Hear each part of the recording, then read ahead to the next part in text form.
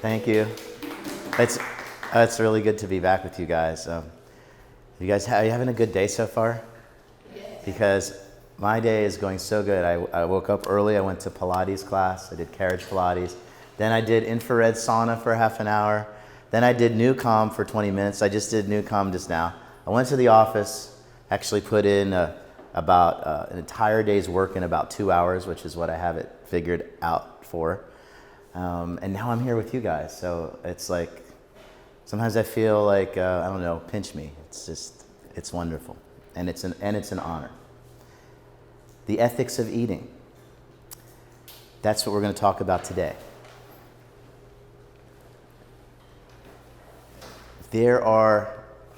Many people have said first of all, we need to welcome the online people. We're running. Are we running right now, Tony? We're running. So welcome to the online Hippocrates Health Institute Life Transformation. It's great that you're doing it online. I will also say that, as I said before on Monday, an ounce of experience is worth more than a ton of theories.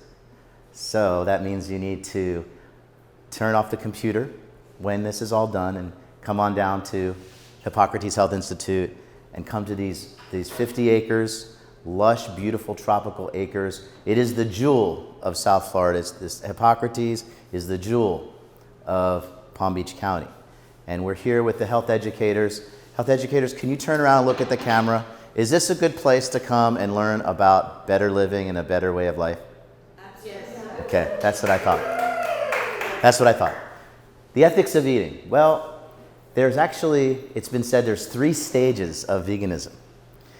Stage 1 is when let's say you come to Hippocrates for 3 weeks and you're vegan for the first time and all these changes happen and then you go home and you stay vegan and you're figuring things out and your health changes, your health improves.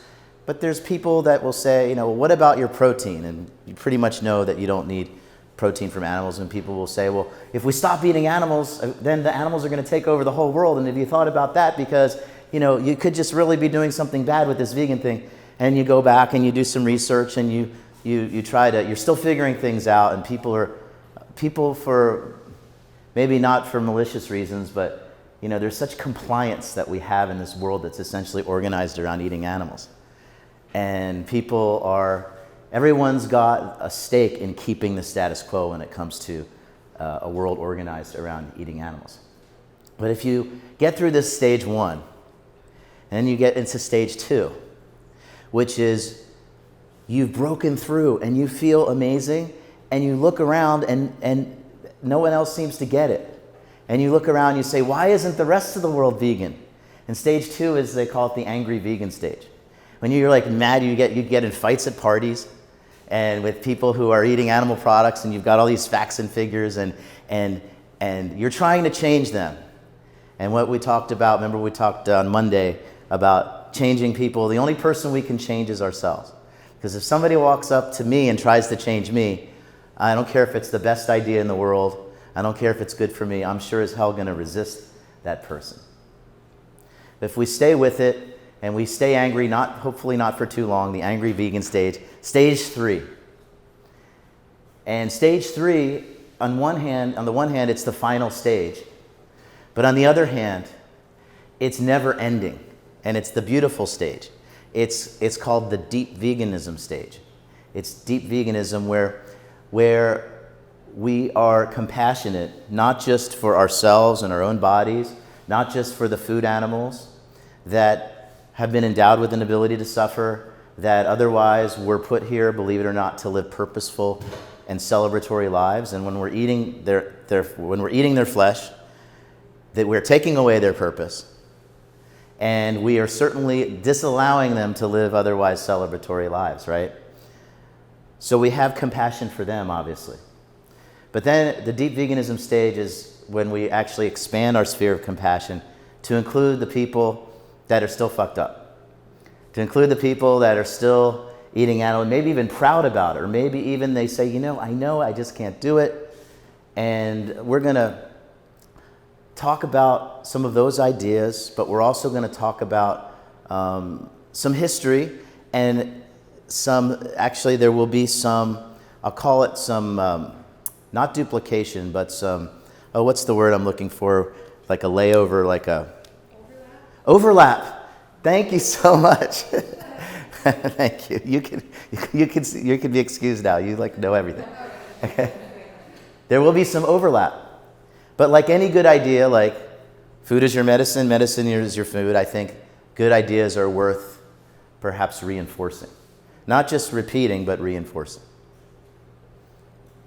The World Peace Diet, you heard me talk about it on Monday. It is considered the most important book of the last 100 years. It actually won the Courage of Conscience Award. Will Tuttle won the Courage of Conscience Award, which is the equivalent of the Nobel Peace Prize for books. Here's a quote that I thought was great. We can start off with that. The suffering that the food animals undergo, the suffering of those who eat them and profit by them. The suffering of starving people who could be fed with the grain that feeds these animals, and the suffering we thoughtlessly impose on the ecosystem, other creatures, and future generations are all interconnected. It's this interconnectedness of suffering and its reverse of love, caring, and awareness that calls out for our understanding. So here at Hippocrates, I'm proud to say that as far as I know, this is the first presentation, the first class, if you will, that I developed that deals with something, that deals with the food animals, that deals with the what we call the deep veganism, the deeper stages of what it means. It's not just about our health. And so that's why I say going from nutritional vegan, that's veganism through the side door, veganism through the front door is, like we said this on Monday, we're all interconnected, that the food animals have been endowed with an ability to suffer. Now the reason I bring this up again, it's like a double-edged sword. I mean, Hippocrates is a nonprofit, but it's also a business. So guess what? People come back over and over again. But once people, if they made the connection that what's on their plate represents confinement, represents hard-heartedness, represents mutilation, castration without anesthesia, represents execution against a sentient being that would do anything to get out of the situation that it's in, that needed mercy at the time that we showed mercilessness. Once we make that connection, we would never ever be tempted by another animal product again. People ask me, don't you miss ribs, or don't you miss those big sausages with the toasted bun and the melted cheese? And I say to them, I do not miss that so-called food. I would just as soon pick up your arm and take a bite out of your arm. Once we make the connection, it's only human nature.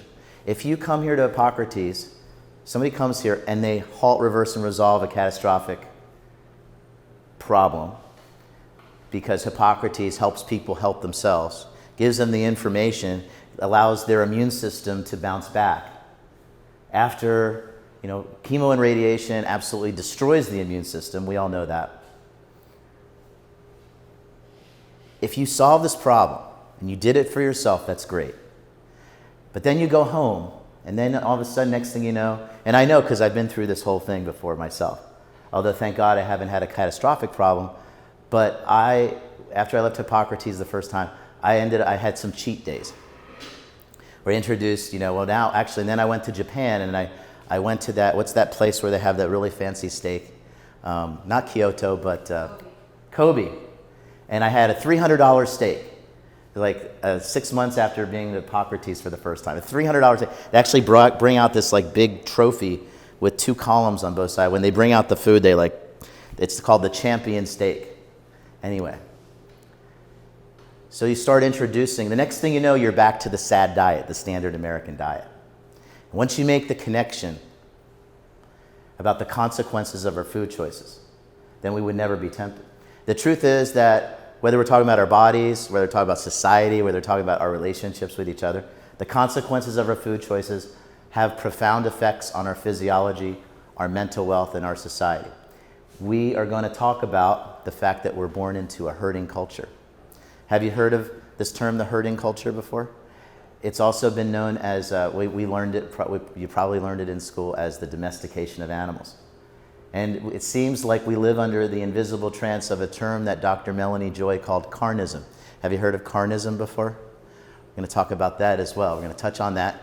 Our culture says in no uncertain terms that we have the right to eat the animals, to confine them, to hurt them, to take their milk, to take their children. We're even told that God grants us this right, that we need to eat these animal foods to be healthy and strong. I remember when I went to church camp. I went to church camp from 8 years old for 8 summers straight. And more than once, and I'm not going to put down my religion, identify as a Christian, but more than once the priest, you're a child and you're asking questions when you're 10 years old, right? And you say, well, what about the animals? Why, if thou shalt not kill, then why are we killing the animals? And the priest would tell me and tell the campers that they don't have souls, and that gives us the right to do what we do to the animals. And unfortunately, when we eat animal products, we find ourselves as people, as individuals, as society, we find ourselves creating within ourselves and without ourselves outside a deep split. What happens with the deep split is an exclusion. We view some beings as special, that's us, and that's also the family pet. And then we view other sentient beings, namely the food animals, as inconsequential. And then what happens when we view those beings as inconsequential, the next thing you know, we're looking at other cultures, we're looking at other people as inferior to us, and we go to war with them, we make slaves out of them. And so we fall into the trap of thinking that other cultures are not as good as ours, and that they're worthy of conquest, that they're worthy of domination and war. And the thing about that is this mentality definitely affects, it comes from the mentality that comes from our meals, poisons our relationships with other people, becomes the very society that we live in.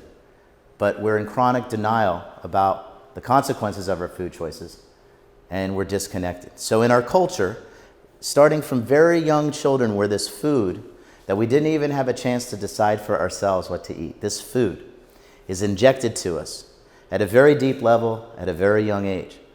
We're told it's no big deal, don't think about it, that the animals were put here for us to eat. But the thing is, once you realize what's going on, you realize that the animals have been endowed with an ability to suffer, and we'll actually soon, in a few moments, we'll go into the science of, do animals feel pain? So the question is, there's so many problems in the world today, but could it be that the root cause of our crisis is right there on our plate? Just think about it. If the whole world went vegan overnight, so many problems would be solved. So, certainly environmental problems. The oceans would come back, the rainforests would come back, the pollution would stop, heart disease would basically be a thing of the past, right?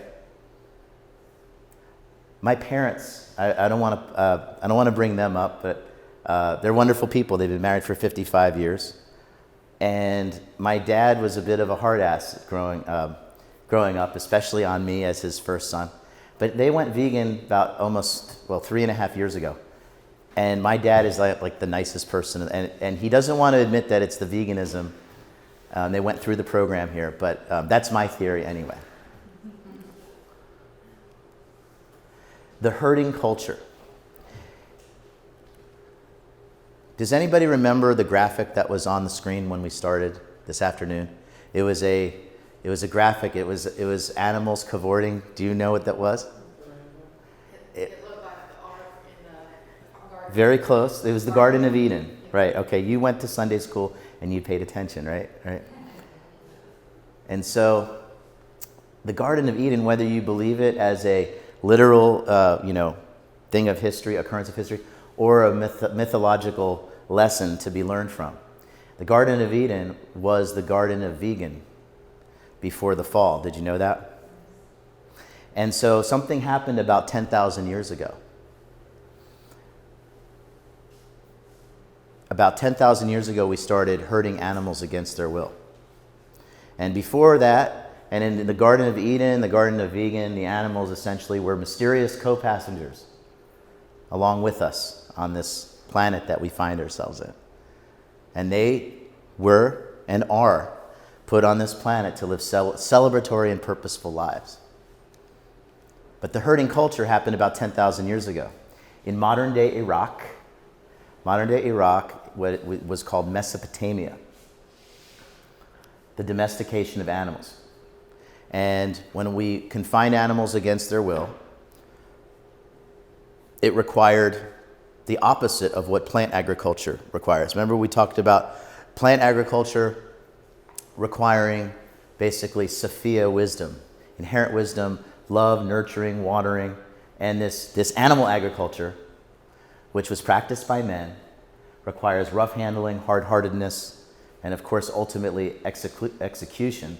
And it was passed down from generation to generation because the young boys are on the farm, or the young boys are there where they're holding the animals, and the men teach it to the boys, just like our parents taught us how to eat before we could even decide how to eat, and their parents and their parents. If you think about it, the most intimate aspect of any culture, the most telling aspect of any culture is the food that we eat and how we eat the food. We sit down at every meal. How do we celebrate holidays, right? We celebrate holidays by sitting down and having a meal. So then this happened, and as we discussed on Monday, the two institutions that are a direct result of animal agriculture are armed conflict. Cows have always meant wealth. As a matter of fact, the oldest word for war in the human condition, Sanskrit word for war, means the desire for more cows. The word capitalism comes from per head of cattle, per capita, right? And when you went to war and you weren't killed, you became a slave. Turn on the audio. So before I went on my big trip, I spoke for a few years at a conference called Freedom Fest. It's in Las Vegas, and I gave the talk on veganism a couple of years. Before that, it was T. Colin Campbell was the vegan guy, and then he stopped traveling as much, and now I started to talk there. I began to talk there. So I was at the gate at Fort Lauderdale, and I saw this nice couple, and they were holding a cat, and I told them, I asked them if I could talk to them about the cat, and here's the audio. Attending a conference in Las Vegas where I'm the speaker on veganism. The idea that we love cats and dogs, but we eat cows, pigs, chicken, and fish. What's your thought on that? I don't eat meat, much beef. I can't stand the thought of killing them. Probably no. How about chicken? Do you eat chicken? Chicken I eat. I don't have attachment to chickens, I just don't. My mom grew up on a farm. But what would be the difference between the chicken and the cat? They're not cuddly, friendly, they make you feel good, but they can be. They don't live in your house. Folks, what belief system makes us love our cats and our dogs, but we eat cows, pigs, chicken, and fish? Why do we love dogs, eat pigs, but wear cows? And Dr. Melanie Joy coined the term, she called it carnism, where it's really just our perception. You see, if I had people who ate the standard American diet, if I had them over for dinner one night, and I made this beautiful pot pie, and everyone is sitting around the table eating it, they say, this is just wonderful. What's in this pot pie that you made? And I say, oh, it's just a wonderful cut of Doberman Pinscher and some vegetables and a certain sauce. And they would just be like freaked out, right? With carnism, it's normal, natural, and necessary. It seems to eat food animals, cows, pigs, chicken, fish, birds. Just like, and it's our perception, just like once upon a time, not even too long ago, it was normal, natural, and necessary. I love being at this time because now we have juice. See, folks at home, if you were here at Hippocrates, you'd be having the best cold-pressed juice this side of heaven made of sprouts, cucumber, and celery. Just saying.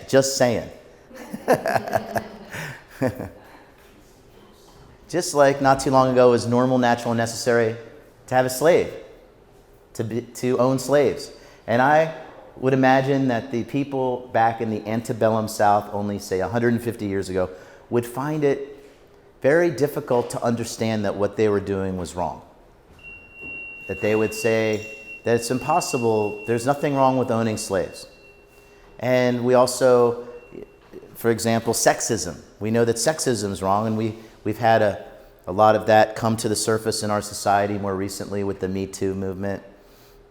And we know that that is something that's not right. And so all of the isms, all the elitism, sexism, racism, all the isms, the so-called isms, actually are rooted in the idea of supremacy of the animals. And this Melanie Joy called carnism. And then so, how is it, what influences us? What influences us? Well, I call it the meat, medical, media, industrial complex. And if sometimes I imagine that there's this big office building like I see in this picture where they're all together, conspiring against us, but it's not quite like that. Well, let me explain the meat, medical, industrial complex.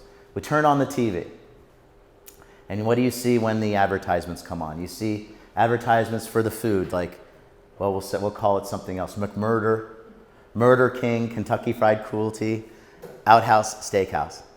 Then after those advertisements play, then what's on next? Not feeling so well, cholesterol got you down, have you had a heart attack? And then how about the disclaimers of the side effects that they have? Thoughts of suicide and sudden death and kidney failure and just all these terrible things. It's like unbelievable. And then I love it actually. Then sometimes the attorneys come on, and they want to know if you've taken this drug that killed somebody, or somebody that killed somebody or if you've eaten something. The lawyer. So it's just this vicious cycle, and it's all facilitated by the gag media. It's an unwritten rule. And I know this from my own business experience.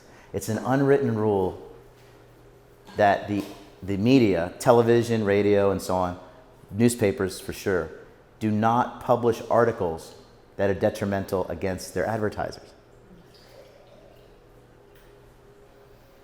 And you know what? In a somewhat, I'll say free society, because just to speak broadly, free society, some of that's okay, because we're the CEO of our lives. No one's looking out for you but you. And so we have to, we can complain about this, and we can be aware of it, but we have to have sovereignty over ourselves, at least from my perspective. And so what happens when we eat this food that makes us sick, we take the drugs that makes us sick, we become exploited, we become cash cows. We become exploited like they exploit on the dairy cow. We'll talk more about that when we'll go into more of the cause and effect, we'll go into karma. We become like the cash cows on the dairy farm. I don't use pictures of the animals in the slaughterhouse or videos of the animals in the slaughterhouse. But if you did want to see the hell on earth, if you wanted to look into the Holocaust that we are creating, that we're taking part of, because whether we do it or not ourselves, every time we take our wallet out and pay for meat, dairy products, and eggs, it's like a vote. And believe me, those votes at the grocery store get counted. The other votes in the voting booth. There's a great book called Stealing Elections. Those votes maybe don't get counted so well. There's some overvotes, there's some undervotes, but believe me, when you take out your wallet and buy meat, dairy products, and eggs, we're voting for that, and those votes definitely get counted. So I don't show the pictures, and a lot of people will say, well, are you going to show pictures of the animals? Because if you do, I don't want to, let me know ahead of time. I'm going to put my head down, because I don't want to see if you're going to show videos. Or are you going to show videos of the animals or pictures of the animals? Because if you do, I'm just going to maybe sit this one out. I'm not going to attend your talk today. I say, no, don't worry. But I think it begs the question, why do we not want to see I mean, no one here is raising their hand saying, please, please, please show me pictures and videos. No one wants to see it. Why do we not want to see it? I mean, don't you think folks should be held accountable? Don't you think folks should know where the hell breakfast, lunch, and dinner comes from? And so we have to ask ourselves, if it's not suitable for our eyes and ears, how could it be suitable for our bodies, right? If it's not suitable for our eyes and ears, how could it be suitable for our souls? But there's a gift. There's a gift in all of this. Our inherent wisdom for compassion, our Sophia wisdom that as we've said, is feminine in nature, but men and women have this Sophia wisdom. Men and women have this Sophia wisdom, compassion within our own humanity. And so Johnny Depp has this quote. Johnny Depp is a better actor and a better vegan activist than he is a businessman. He's not very good with his money. I think he ran into some financial problems. I read that he had a $30,000 a month wine habit, just on wine. Spent $30,000 a month, and he has like 5 or 6 homes. One of them's an island. Anyway, he's a much better vegan than being careful with his money, right? And his quote is, if you don't like seeing pictures of violence toward the animals being posted, you need to stop the violence, not the pictures. So the analogy I'd like to make on that when we eat animals is, I call it the court of law, the hitman, and the mafia boss. Before I go into the analogy about the mafia boss, is anybody here in the mafia?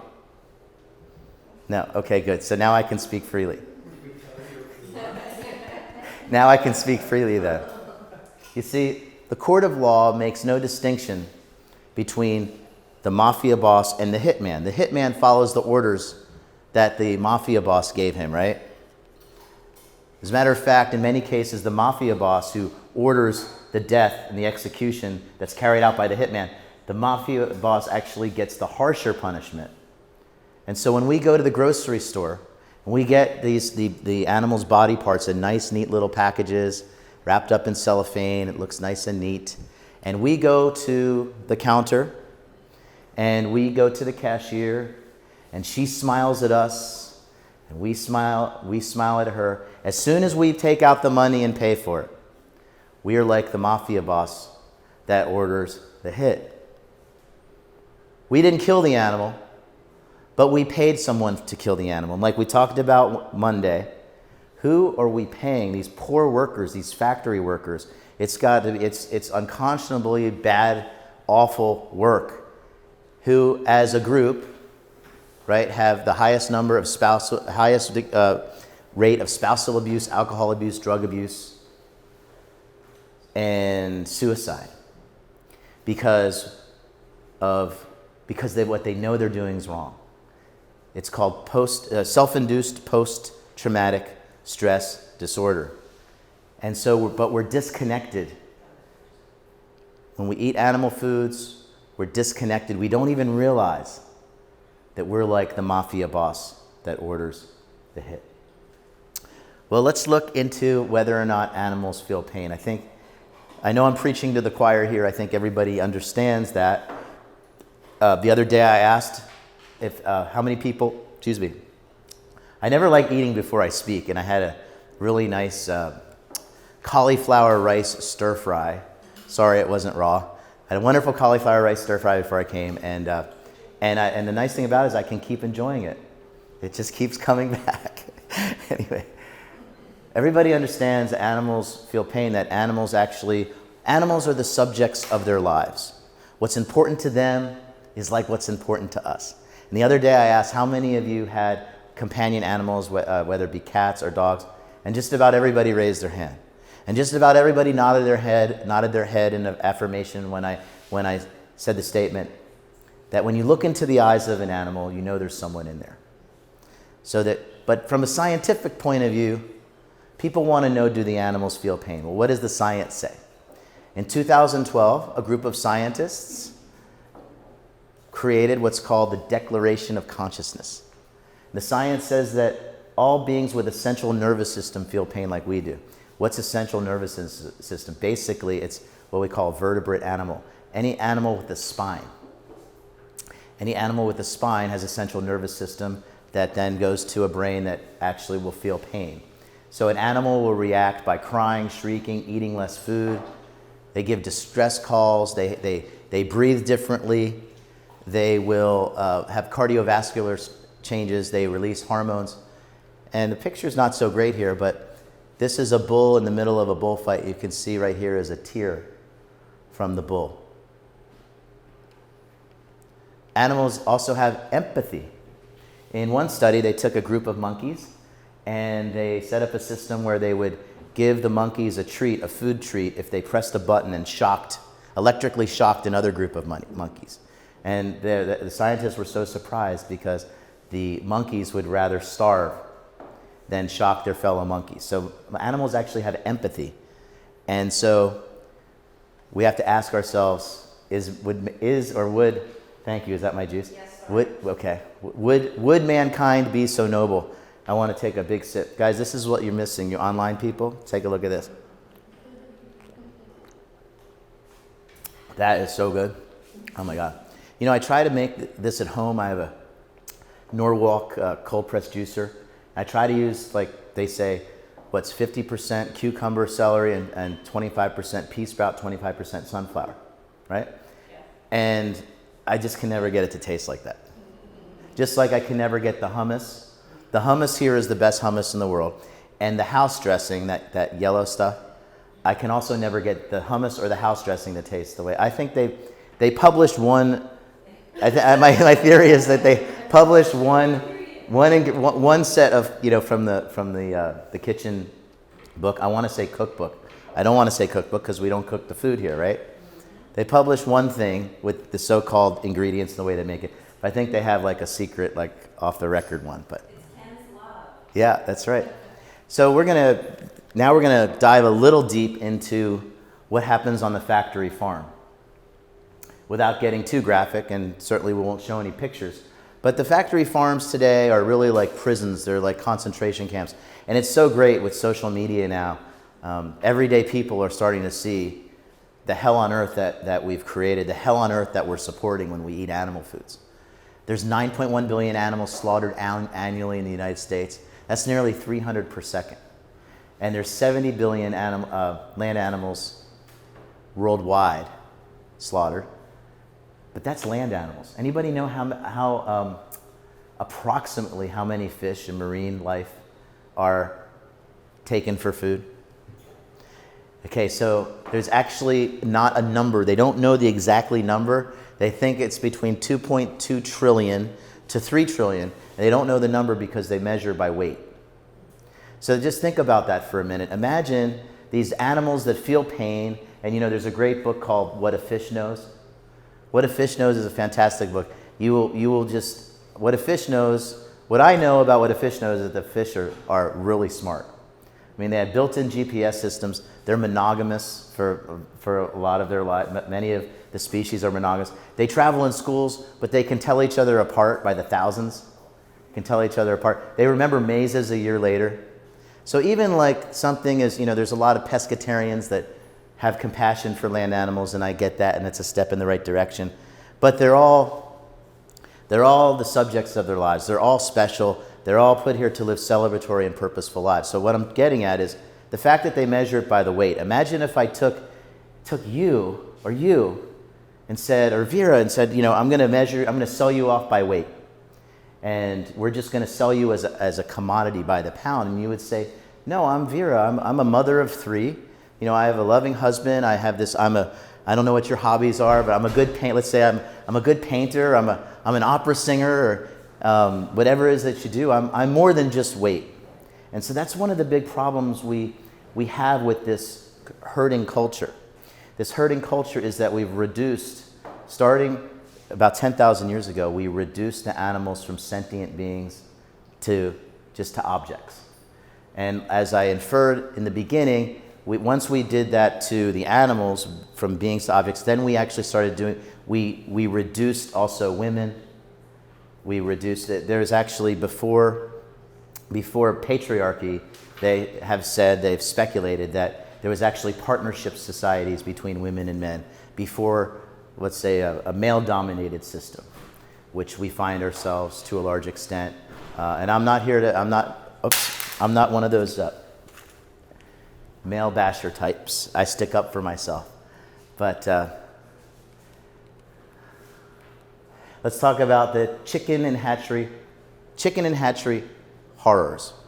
The chickens in these factory farms are packed tight in these little cages. It's like, and they can't move. It's like being in an elevator shaft. Imagine being packed into an elevator your whole life with 15 people you don't know, and you'd go crazy. And they actually do go crazy, and that's why they have to cut off their beaks to keep from pecking each other to death. They live in their excrement. The workers have to wear masks or they'll burn their nostrils and their eyes. Chickens lay 100 eggs a year in the factory farm because they're genetically manipulated. They lay, I forget what the number is, but a lot less eggs in natural. And don't forget too that the chickens lay eggs because they want to roost. A chicken lays an egg so it can raise a family. And a chicken wants to live with a rooster. And they want to teach their children how to eat. They want to teach their chicks vocalizations, they teach them the language. They want to live out with the kind of life we want to live out, a purposeful and celebratory lives. And so if we're vegetarians, we don't want to eat flesh of an animal. I appreciate that. It's certainly a step in the right direction. But the truth is, there's so much violence just in the egg industry. Did you know that when the chicks hatch and they see that it's a male, they just discard the chicken? And many times they just discard the male chick in a masticator, grind it up alive, and then they'll feed it to, say, the cows, or they'll feed it somewhere in the animal agriculture factory farm, or they'll just throw the chick in a dumpster with the other chicks and they suffocate against the weight of each other.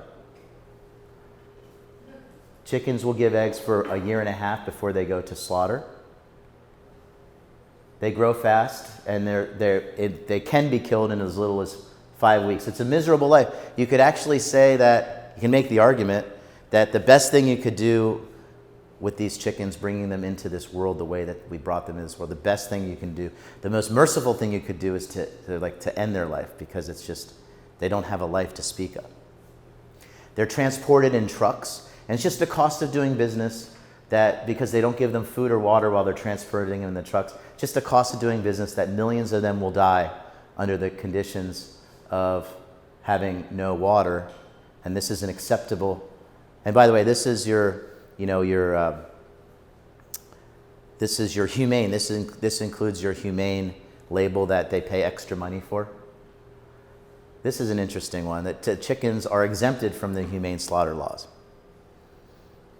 Chicken and birds are exempted. Their beaks are chopped off, and free range, that's just a scam. That's nothing more than keeping the side door to the warehouse open so that they can go out and play, and then they actually purposely keep the outdoor area like all muddy and unkept so they don't want to go outside. The free range standard is not enforced. All you do is fill out a form, and then there's no controlling authority. They never go out to the farm to check it. So from this picture, you can see the tiny hole in the room there makes that a free range farm. And yeah, so this is also free range because they're not in connection loss. Okay, they're not in cages. But see, they're packed together so tightly, and that's why they snip their beaks so that they don't peck each other because they're literally losing their mind. Okay, so we have a clicker issue.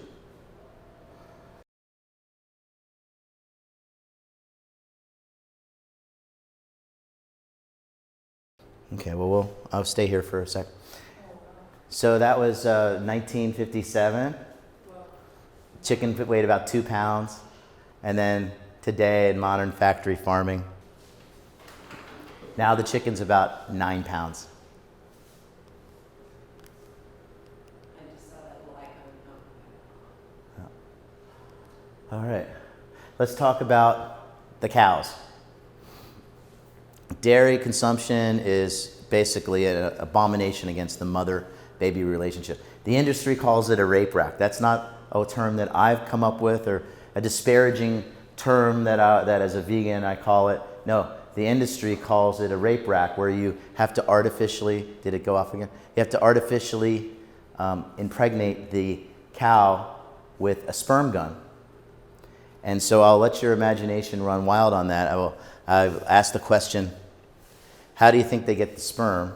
They have to manually manipulate the bulls, and naturally the cows will give about 10 pounds of milk per day, and then on the factory farm they manipulate them to give them, they produce about 120 pounds of milk per day.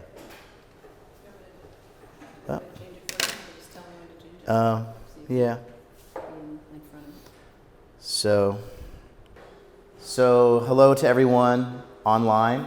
We just took a break, and you can take a break too. You can hit the pause button if you want. Go and have some juice, which is not nearly as good as the juice that you'll get when you come here. And so we'd like to see you come here. I've been saying that a lot. There it is right there. So right now we're going to talk a little bit of things that are hard to talk about, but then we'll break through that. I think we'll have some positive things to say. And yeah, we don't even like hearing it. Imagine if we saw it. And like we said, if it's not suitable for our eyes and ears, how could it be suitable for our bodies? If it's not suitable for our eyes and ears, right? How could it be suitable for our souls? But we have to get through this. Let's talk about the cows on the factory farm. Dairy consumption is basically an abomination. It destroys the mother-baby relationship. The industry calls it a rape rack. It's not a disparaging term that I, as a vegan, vegan activist, if you will say that. It's actually, the industry calls it a rape rack, where they artificially impregnate the cows so they can give milk. And so I'll just let your imagination run wild. How do you think they get the sperm that they put in the sperm gun? They actually have to go to the bulls for that.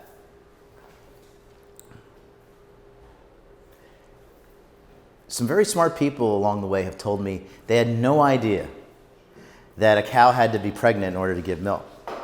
They just thought that the cow gave milk. That's just how it was since they were a baby, and everything was okay with the world. Well, no, you have to artificially impregnate a cow against her will.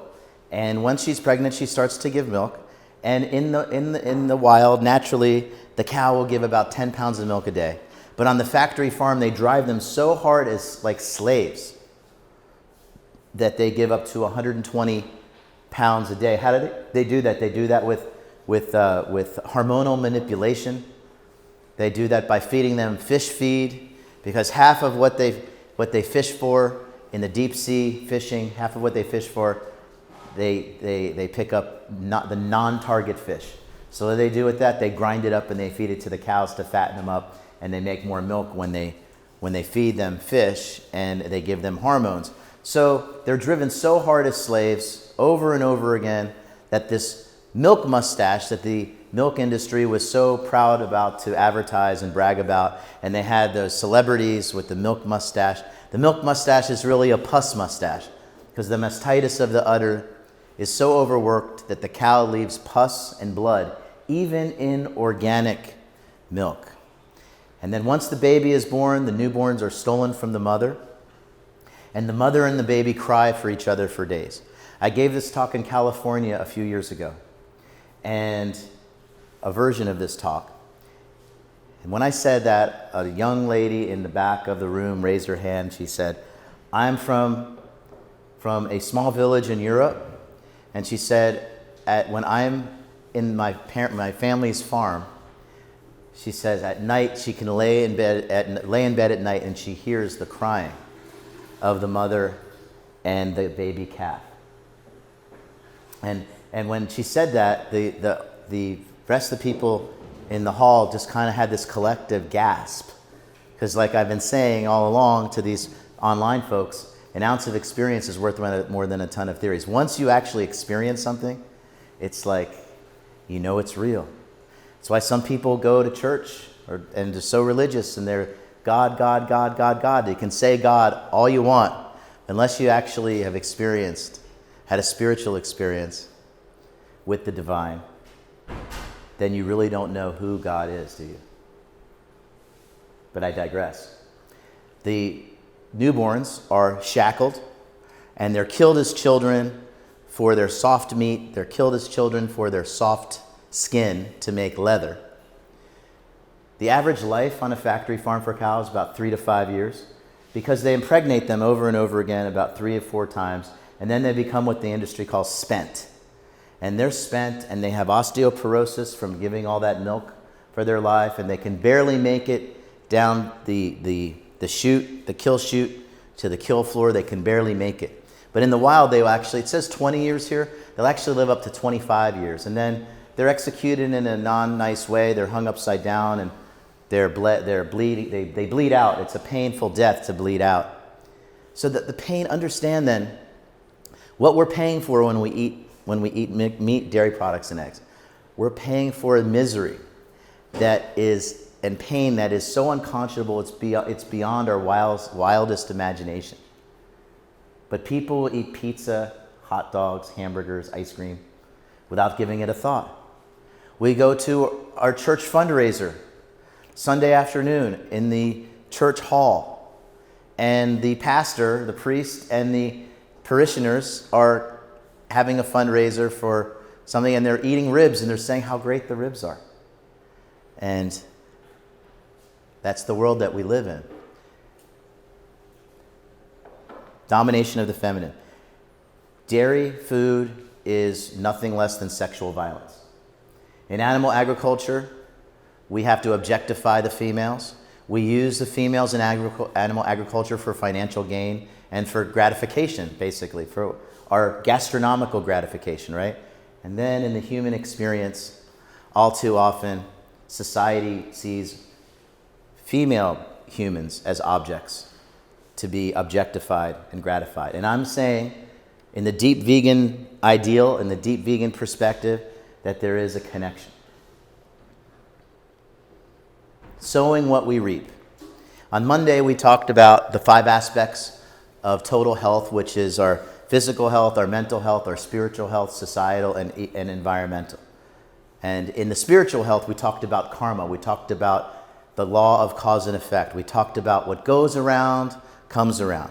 Sowing what we reap. Well, in short, we kill the animals and the animals kill us. Bessie's revenge. We give the animals a toxic environment. We give them toxic food. We give them a terrible life. And then the next thing you know, we live in a toxic environment. We eat toxic food. And we live a horrible life. We destroy their family structure. We steal their babies. We steal their milk. We steal the purpose of their lives. We steal their happiness. And we take their life. And then we find ourselves in broken relationships.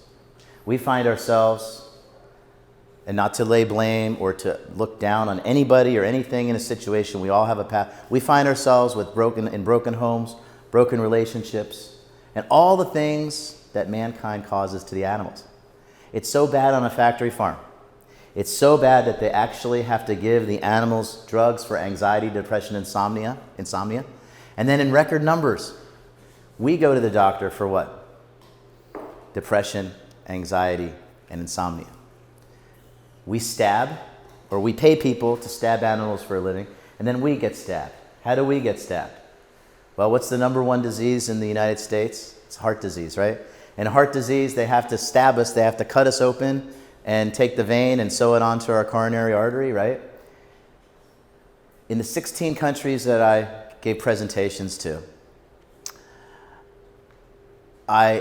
every one of them had the number 1 disease as heart disease.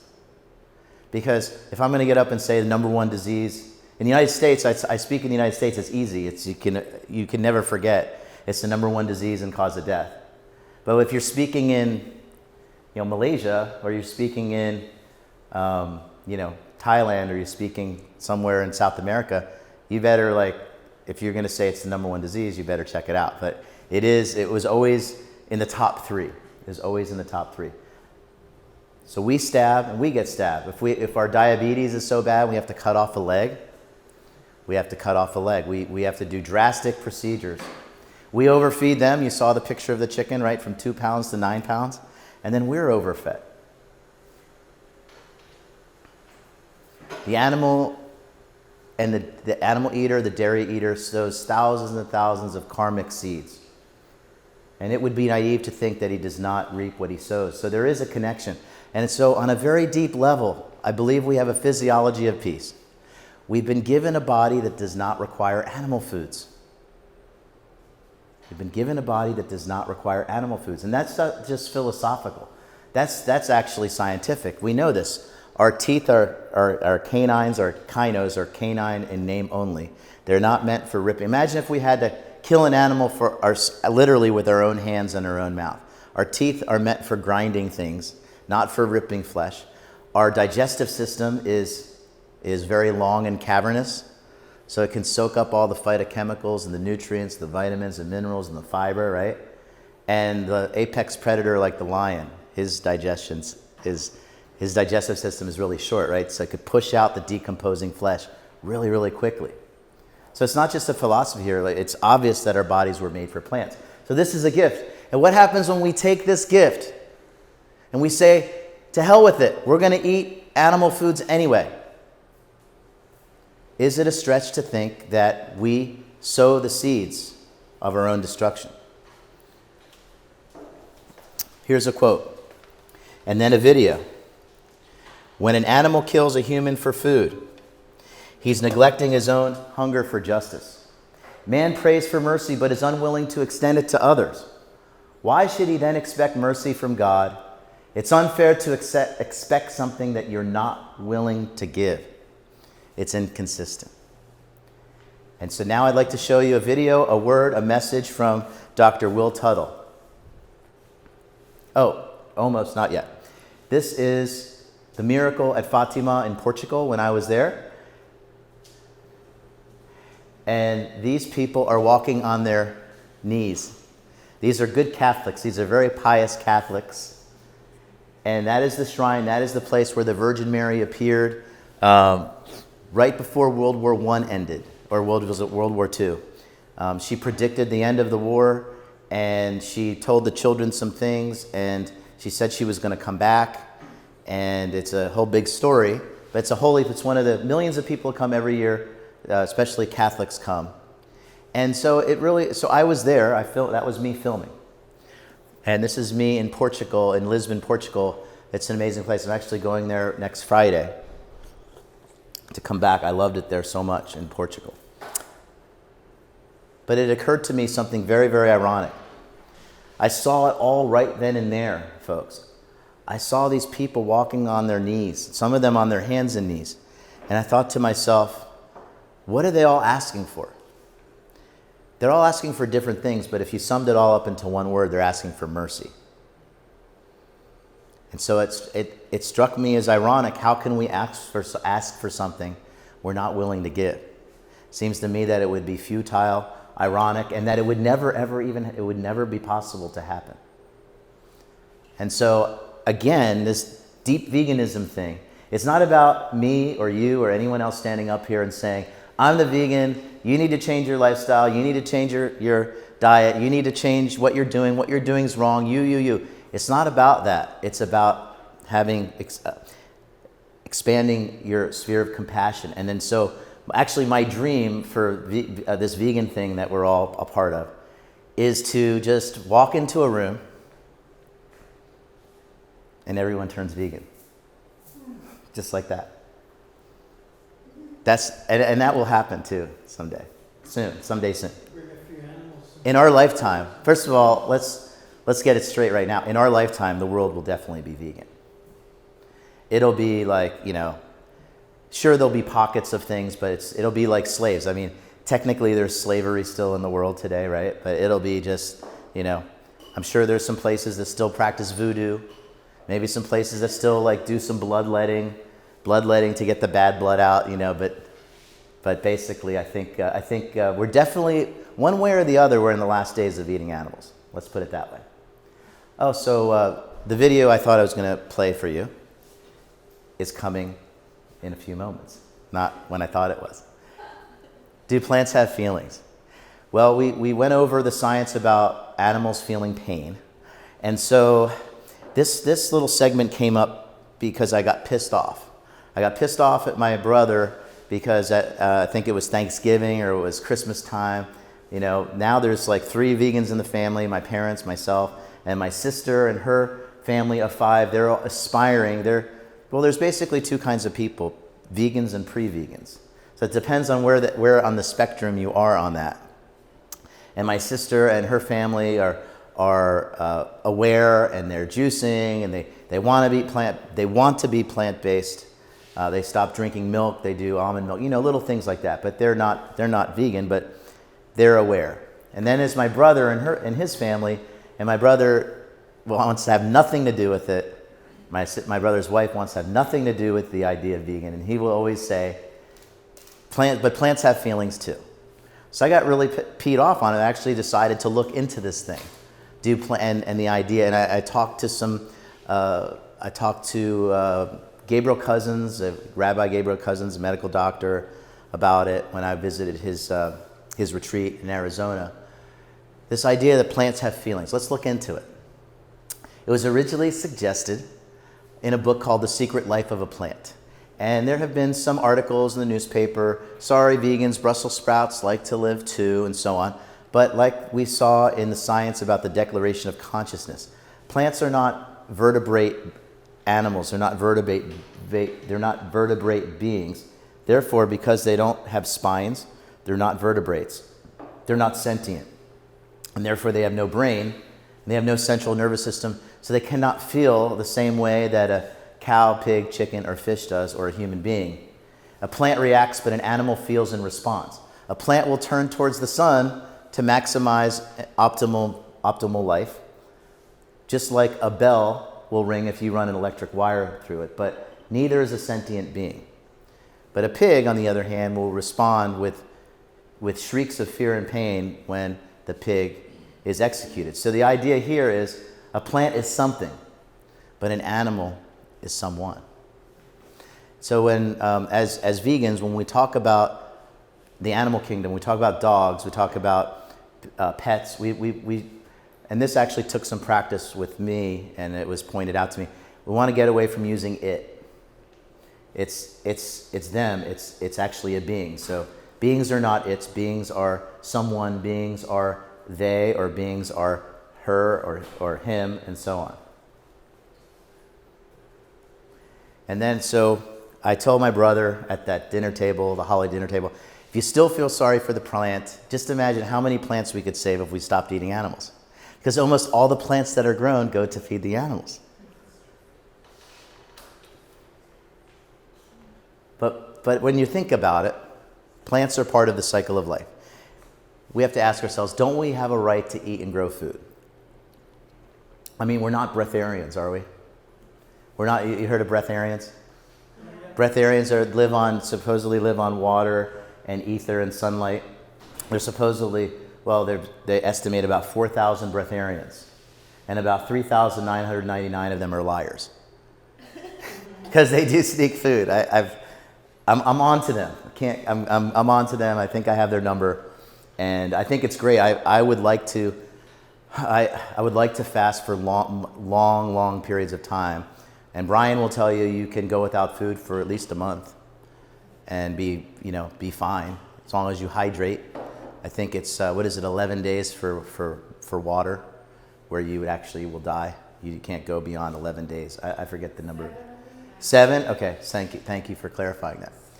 So we have a right to eat and grow food, but when you think about it, we have a symbiotic relationship between us and the plants. Plants give off oxygen, right? We breathe the oxygen. And what do we breathe out? We breathe out CO2, which if you actually bought half of what I said on Monday about the idea of climate change, CO2 is the lifeblood of the planet. CO2, the plants thrive on CO2. The plants need CO2. The plants have phytochemicals that we need. Plants have phytochemicals. So we have this symbiotic relationship. So if the plants could speak, they would say, they are so happy. Thank you so much that I'm part of the cycle of life with you. Please eat us, right? But if the animals could speak, Wow. They would say, please stop what you're doing to us. Please stop. Please stop. You know, there's a, and I hate anti-human being memes, but there's a meme that I can't forget that really was so good it sucks. It said that if animals had a religion, you seen this one? If animals had a religion, we'd be Satan. Right? So I want to unthink that, and I want to have a world where that's not the case. This whole thing, this carnism, this ideological trance, the idea that we're born into a culture that's organized around eating animals, the idea that we're born into a herding culture where we've reduced the animals from sentient beings to objects, and then we count them like per capita per head, and that's our wealth through history. This whole thing creates this condition where what's normal is abnormal. We find a world here where we're upside down a little bit. Kill a dog and you go to jail, but if you kill 100 cows, you get a paycheck, right? You kill thousands of cows or millions of cows as the owner of the factory farm. You get respect in the community, you get admiration as a good businessman, and you even get a powerful voice in Congress. So powerful that if you sneak into their business or you go undercover into the factory farm business and you record what's going on there and they catch you, it gets traced back to you. You can actually go to jail. You'd be tried under the United States terrorism laws. Did you know that? Because they don't want you to see. They want us to stay disconnected. Where actually the whole thing, the whole web, is a web of interconnectedness. What's normal is abnormal. People pray for peace at the dinner table. People walk on their knees at the miracle of Fatima. They want peace at the dinner table. They sit around, the family sits around the dinner table, holds hands maybe, prays for peace. And then moments later, they dine on the corpses of animals that were produced through violence. How can we ask for peace if we're not willing to give peace, right? People around the world starve to death because they don't have the grain that was sold to feed the animals so that rich people like us can eat the animal and get sick. I say rich people like us. Do you know if whoever makes or brings in or is worth about $30,000 a year is in the top 1% of the world. So we're very rich by comparison to the rest of the world. Animal meat is seen as simple and cheap, but it's difficult and expensive. And plant agriculture is seen as difficult and is expensive, but it has 15 times less use of land, water, and resources. It's actually cheap and inexpensive. And as Brian likes to say, that sprouts, it's the one thing, remember I showed you, I told you about the wildflower home in Thailand, and I gave them a sprout workshop, and then 3 weeks later, after I was already in Malaysia, they sent me a picture of this big bowl of mung bean sprouts that they were feeding the children. And the one thing that I think the reason why they stayed with it after I was long gone, the one thing I kept saying, and there was a bit of a language barrier, there was a translator, so it's not like I gave them something like this. The only thing I said the whole time I showed them how to make the sprouts, and I came back the next day and we ate a bunch of sprouts. I kept saying, high nutrition, low cost for the children. High nutrition for the children at low cost. High nutrition for the children at low cost. And then like 30 seconds would go by and I would say, high nutrition for the children and low cost. And of course, a place like that has a obviously budgetary constraints, right? And I think they realized that they could really get a hell of a bang for the buck with mung bean seeds and sprouts. And so this idea that being vegan is expensive is actually just another myth that we can power through. What's normal is abnormal. People say vegan food tastes gross, but then they season their meat with vegan food to make it taste so good. So a word on religion. Veganism is in profound alignment with the world's major religions. We have the Ten Commandments in the Judeo-Christian example. We have the Hindu principle of ahimsa. Veganism is in profound alignment with the core teaching. And what's the core teaching of all the religions? The core teaching is love others. It's not New Age. It's thousands of years old. It says, I will never be happy so long as I'm harming someone else for my own benefit. Now here's the video that I thought I was going to play you 5 or so minutes ago, and now I have it. So please enjoy a word from Dr. Will Tuttle. Why is it that the people who we look to for spiritual guidance, or in some cases religious guidance, why are they no longer abiding by the teaching of ahimsa? Any authentic spiritual teacher will say, listen everybody, if we want to actually call ourselves people who are on a spiritual path of awakening, we cannot be taking out our wallets and paying for meat, dairy products, and eggs, because this is paying for rape and killing of children and breaking the bond between the mother and the offspring, and environmental devastation and war and hunger, and forcing workers to stab animals all day. I mean, how is it possible that someone who sets themselves up to be a spiritual teacher could not bring this up, not question this, and further, and actually be doing this themselves? I think it's really not possible. And I'm not criticizing anyone who considers themselves to be a spiritual teacher, or people who are following spiritual teachers who are eating animal foods. There's no criticism. It's just simply saying that we've all been wounded by being raised in this society, so we're blind. We have blinders slapped onto us, and we see spirituality in a very narrow way. We all know that animals are capable of suffering, that they do have interests, that they are the subjects of their lives, that their suffering is to them as significant to them as my suffering is to me. And so if that's true, which it is, and we all know that, then our treatment towards them is ethically based. It has to be ethically and morally founded upon the same principles that we have for each other, not to kill and steal and abuse these other beings who have interests just like we do. So it's past time for us as a society and as individuals to hold the spiritual teachers in our world accountable for their actions, that they're not eating animal foods. If they're going to be our spiritual teachers, they're not eating animal foods. They're not, and furthermore, they're encouraging their students to question eating animal foods. I mean, this should be foundational.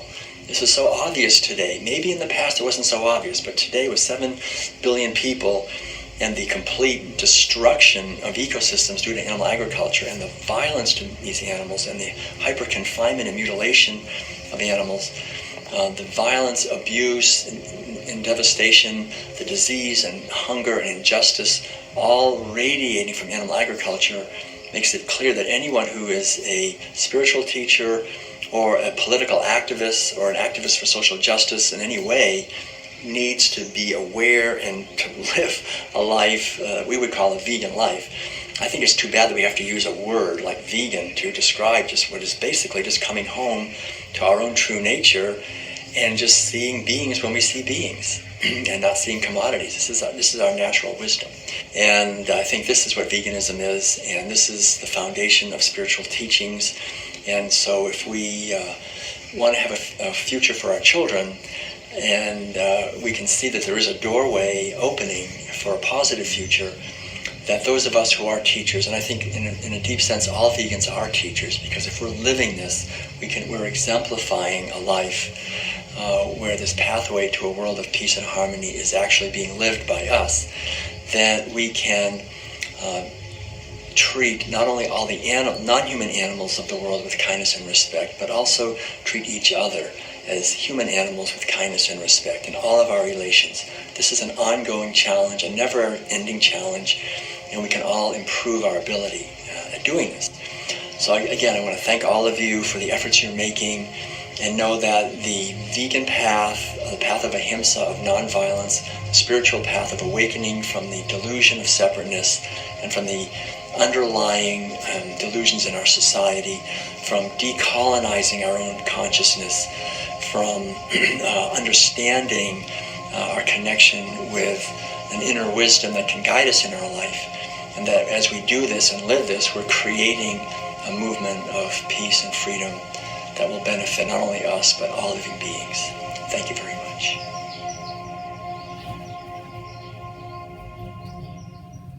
I mean, that's the real deal.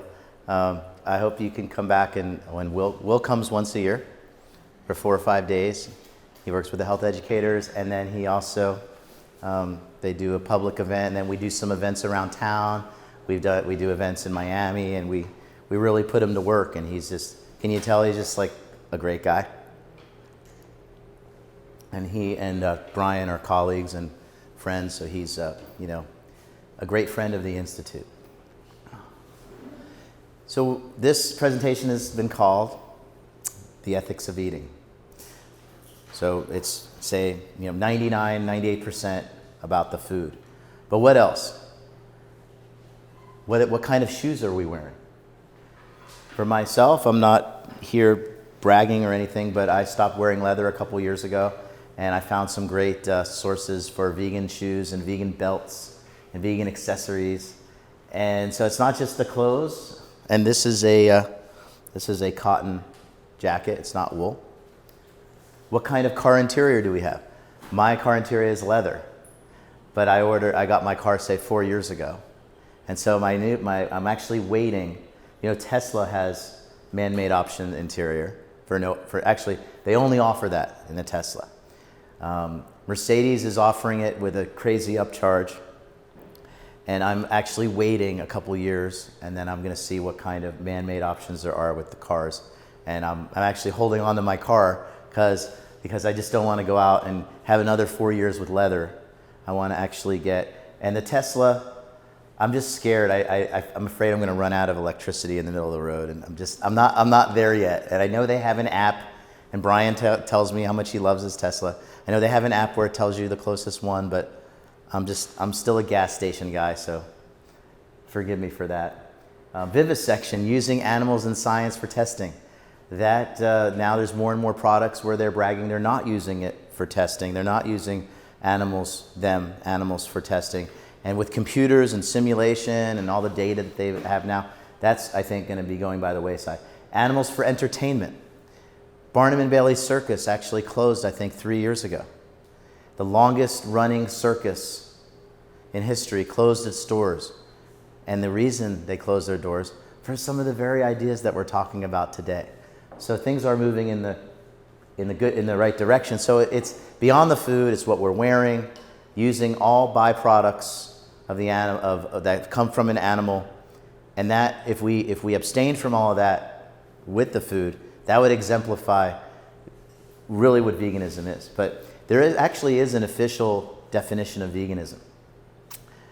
The official definition, and I'm going to paraphrase it with, I think, an important idea about it. Veganism is to abstain from all animal products, not just food, but all animal products, as best as you can. So if I break down and I go and have a pepperoni pizza, that's not included in that. But if I'm going to live in the world, I'm going to get on Southwest Airlines and fly from PBI to Philadelphia for $250, and I get into the Southwest Airlines leather seat. Now, what am I going to do? I'm not going to not go on Southwest Airlines. I'm not going to get in my friend's car. I'm not going to throw out all my furniture, right? We do the best that we can. We do the best that we can. So my niece graduated summa cum laude in college, and she took some public speaking course. And she actually gave me this idea. She said, in public speaking, you tell them what you're going to tell them, then you tell them what you told them. So here's the slide where I'm going to tell you what I told you. You can learn a lot. I'm an old dog, but I can learn a lot of things from a younger person like my niece. So veganism through the front door is when it's not about us. We recognize these are sentient beings that are the subjects of their lives, that we're put here for celebratory and purposeful lives, that they're not things. They've been endowed with an ability to suffer. That's veganism through the front door. Once we recognize that, besides the veganism through the side door, which is about us and our health and doing it for us, once we recognize that, we would never be tempted by animal products. At least that's been my experience.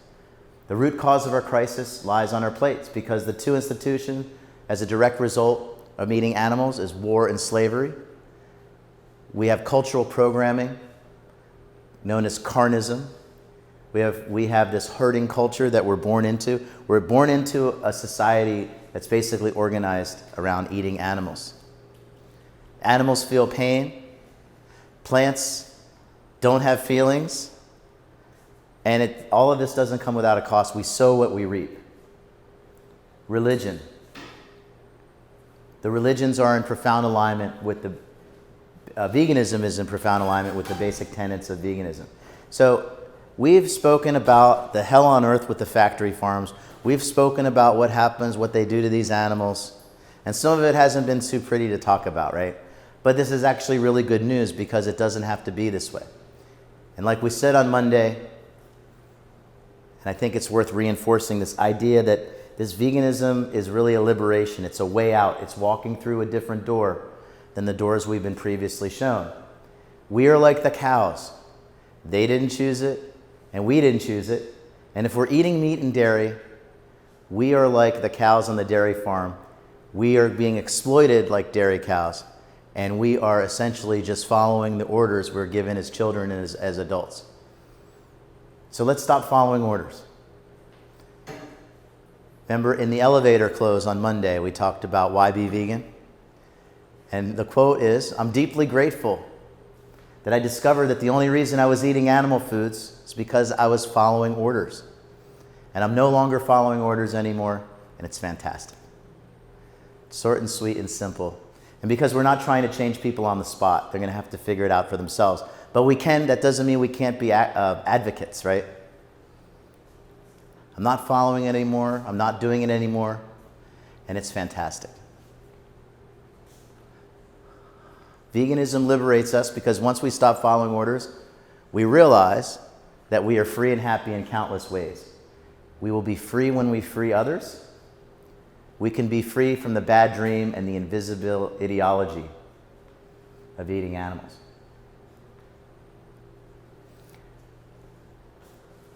I bet you're wondering who that lady is. And I'm going to tell you in a minute. The medical media industrial complex is designed to dumb us down. But the mind is vast and free. When we follow orders, when we eat animal foods, it fogs our mind. It clogs up our mind. But when we eat a world peace diet, when we eat vegan, it blesses us. We bless each other. We bless the animals. We bless ourselves. We bless the universe. This lady is the oldest living lady that we know of right now. She lives in Italy. She's 116 years old. She has a birthday cake there.